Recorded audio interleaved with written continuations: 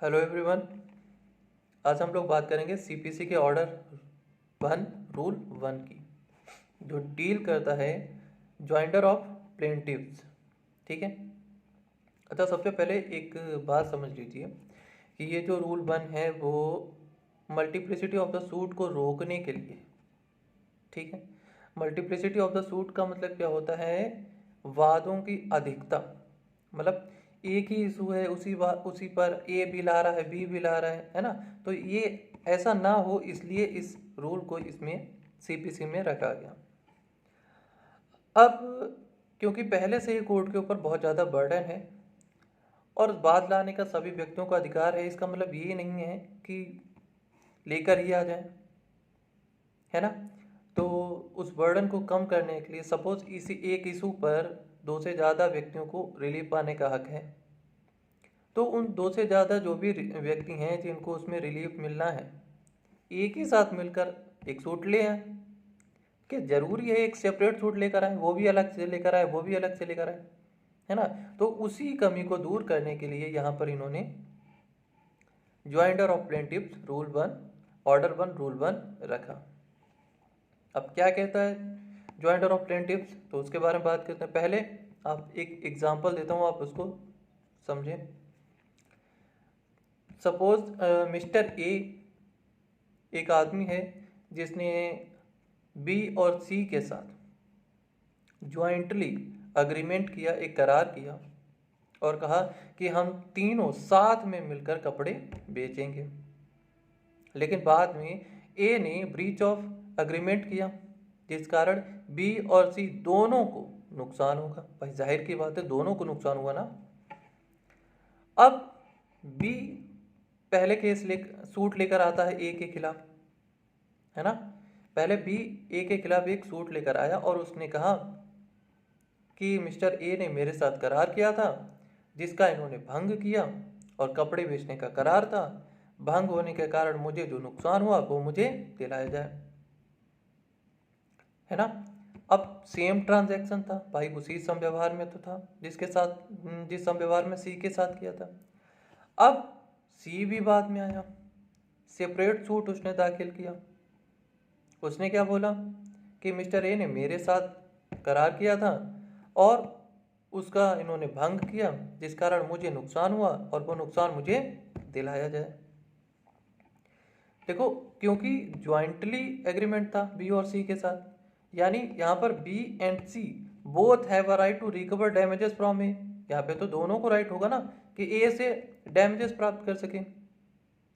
अब बी जो बात बोलेगा वही बात तो सी बोलेगा। भाई बी ने भी यही बात बोली कि मिस्टर ए ने मेरे साथ एग्रीमेंट किया था, उसका इन्होंने भंग किया और उसमें जो भी मुझे नुकसान हुई वो दिलाई जाए, कपड़े बेचने का करार था।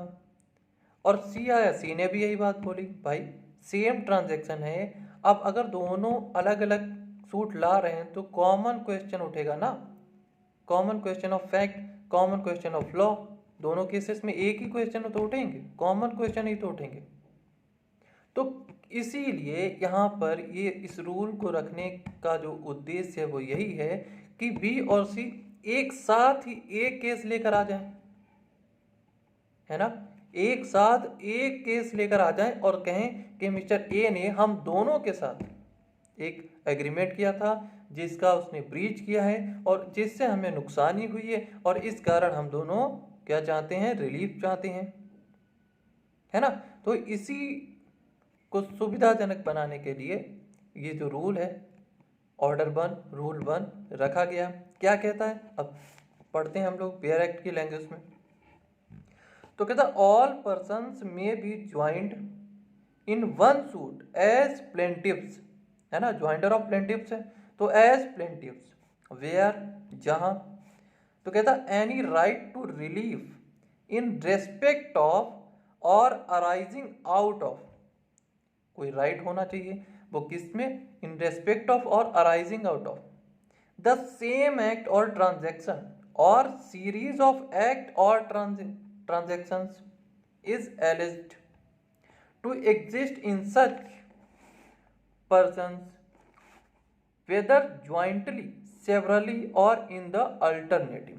अब ये राइट जो दोनों को उठा है वो ज्वाइंटली होना चाहिए या सेवरली होना चाहिए या फिर अल्टरनेटिव होना चाहिए, संयुक्ततः, पृथकतः, या एक और इसकी हिंदी होती है मुझे याद नहीं आ रहा, संयुक्ततः, पृथकतः या अनुकल्पतः। हाँ, तो ज्वाइंटली, सेवरली एंड अल्टरनेटिव होना चाहिए। अब इसमें एक बात और समझिएगा, इस सेक्शन इसमें रूल में लिखा हुआ है कॉमा के बाद एंड लगाओ। एंड लगाओ इसका मतलब दोनों कंडीशन होनी चाहिए, ए एंड बी दोनों कंडीशन होनी चाहिए। केवल ए हो तो काम नहीं चलेगा, या केवल बी है तो भी काम नहीं चलेगा। एंड लगा हुआ है इसका मतलब दोनों कंडीशंस होनी चाहिए। एंड क्या होता है, कंजक्शन होता है, और कंजक्शन कहाँ यूज करते हैं, जहां पर दोनों चीजें जोड़ी जाती हैं, है ना, दोनों चीजें होनी चाहिए, इसलिए यहाँ पर एंड लगा हुआ है तो हम दोनों चीजों को लेंगे। ठीक है, तो बी क्या कहता है, if such person brought separate suits. अब ये पर्सन जिन्हें राइट उठा है या जिन्हें राइट अराइज हुआ है, अगर वो सेपरेट सूट लाते हैं any common question of law और फैक्ट, तो क्या होगा, कॉमन क्वेश्चन और लॉ और फैक्ट जो है वो वुड अराइज, उठता है ना। तो कॉमन क्वेश्चन ऑफ लॉ और फैक्ट, ये अभी जैसे हम लोगों ने एग्जांपल में बताया, तो ए ने बी और सी के साथ ज्वाइंटली एग्रीमेंट किया, है ना, तो सेम ट्रांजैक्शन में उसने बी और सी के साथ जब कपड़े ब्रीच ऑफ एग्रीमेंट किया तो वो सेम ट्रांजैक्शन हो गया। ठीक है, अब बी और सी दोनों अगर सेपरेट सूट लाएं तो कॉमन क्वेश्चन ऑफ फैक्ट और लॉ उठेगा, है ना। और बी और सी दोनों क्या कर रहे हैं, यहाँ पे ज्वाइंटली रिलीफ मांग रहे हैं। जैसे इसमें बात की ना वेदर ज्वाइंटली, सेवरली और अल्टरनेटिव, तो यहाँ पे ज्वाइंटली रिलीफ मांग रहे हैं ना, तो इसलिए बी और सी को एक में ही शामिल कर लिया जाना चाहिए। ठीक है, तो बी और सी एक साथ एक वाद ला सकते हैं।